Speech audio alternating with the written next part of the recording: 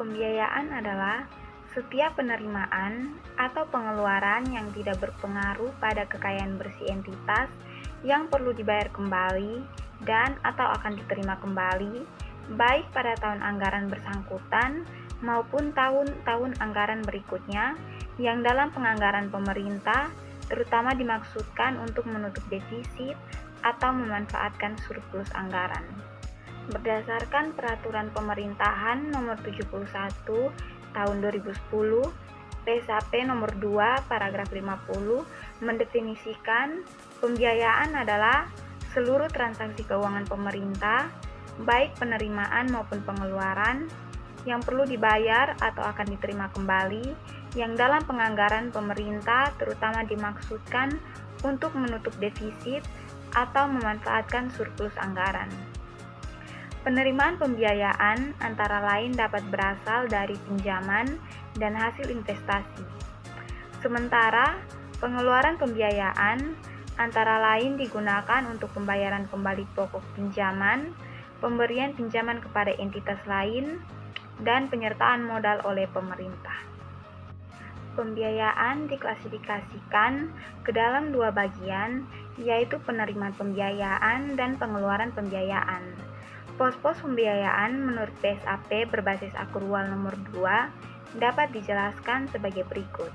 Yang pertama itu penerimaan pembiayaan.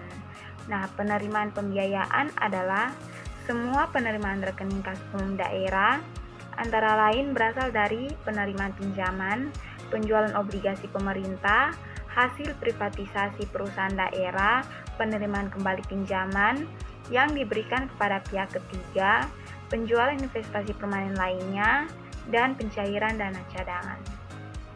Selanjutnya, pengeluaran pembiayaan.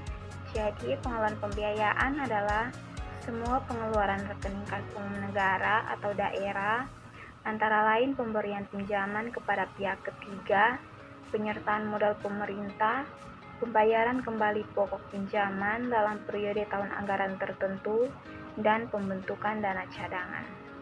Contoh penerimaan pembiayaan seperti yang saya sudah jelaskan, yaitu ada penerimaan pinjaman, penjualan obligasi pemerintah, hasil privatisasi perusahaan daerah, dan ada pencairan dana cadangan.